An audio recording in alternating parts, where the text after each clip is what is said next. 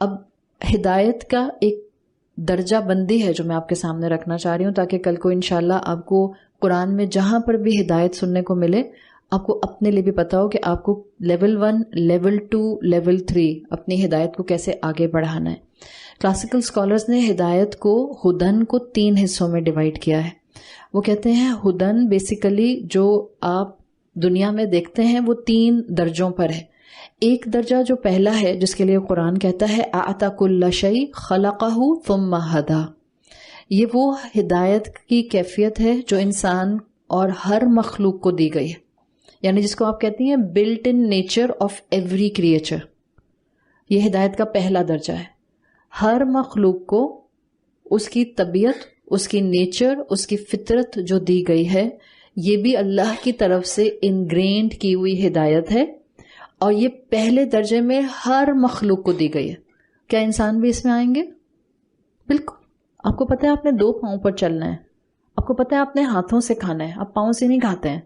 آپ کو پتہ ہے کہ آپ نے لفٹ کرنا ہے کسی چیز کو تو ہاتھ سے لفٹ کرنا ہے، پاؤں سے نہیں لفٹ کرنا۔ یہ سب کیا ہے؟ یہ آپ کی بلٹ ان پہلے درجے کی ہدایت ہے، فرسٹ فارم آف گائیڈنس جو آپ کو اور تمام مخلوقات کو دی گئی ہے۔ سیکنڈ درجہ ہدن کا آتا ہے کلاسیکل اسکالرز کے نزدیک، جو تمام ذل عقل مخلوق کو دی گئی ہے، عقل والی مخلوق کو دی گئی ہے۔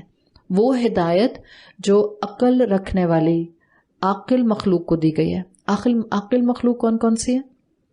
انسان، جن اور فرشتے۔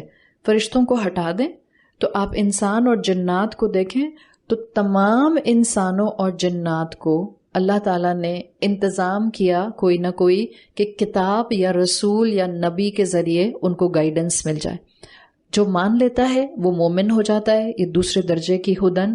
جو انکار کرتا ہے وہ کافر ہو جاتا ہے، یہ دوسرے درجے کی ہدن ہے۔ تیسرے درجے کی ہدن از دا پینیکل۔ جو تیسرا درجہ ہے ہدن کا، ہدایت کا، یہ ہائٹ ہے۔ یہ ہدایت ہے محسنین اور متقین کی ہدایت۔ یہ ان کو ملتی ہے جس کو آپ کہتی ہیں نا توفیق مل گئی۔ توفیق کا لفظ سنا ہے نا آپ نے؟ یہ وہ لوگ ہوتے ہیں جن کے لیے اللہ ان کے دل کا انکلینیشن دیکھ کر، ان کے اخلاص کو دیکھ کر، ان کی کوشش کو دیکھ کر، ان کے لیے قرآن کی آیات پر عمل کرنا آسان بنا دیتا ہے۔ یہ ہوتے ہیں محسن۔ لیکن کیا یہ صرف اور صرف اللہ کی طرف سے عطا ہوا یا انسان کا بھی کوئی قدم تھا؟ انسان کا پہلا قدم تھا۔ انسان کا انکلینیشن، اس کی ہدن سے محبت، اس کا ہدن کے راستے پر چلنے کا ایفرٹ، یہ پہلے انسان کا تھا، پھر اللہ نے اس کو توفیق دے دی۔ اس طرح سے انسان اپنے ہدن کے تیسرے کلائمیکس پینیکل پر آ جاتا ہے۔ یہ ہے متقین اور محسنین کا درجہ۔ اب 2 ٹرمز ذہن میں رکھیں، ایک ہے تقوی اور ایک ہے محسن ہونا، احسان۔ رب کے ساتھ جب تقوی آتا ہے، یہ ایکسکلوسیو رب کے ساتھ ہوتا ہے۔ آپ گناہوں سے رک جاتے ہیں، آپ گناہوں سے خود کو روکیں گی، آپ رب کا تقوی اختیار کرتے ہیں، آپ نیکیوں کو ایڈاپٹ کرتی جائیں گی، اور آپ کثرت کے ساتھ اوروں کو بھی فائدہ پہنچانے کے لیے اپنی زبان کا نرم استعمال کریں گی۔ آپ تقوی سے بھی اعلیٰ درجے پر جاتے ہیں، احسان کا درجہ، یعنی اب آپ محسن بن کر ہر چیز کو سمیٹتے ہیں۔ تو ہدایت ہو گیا 3 درجوں میں، تقوی اور احسان کا فرق ہو گیا۔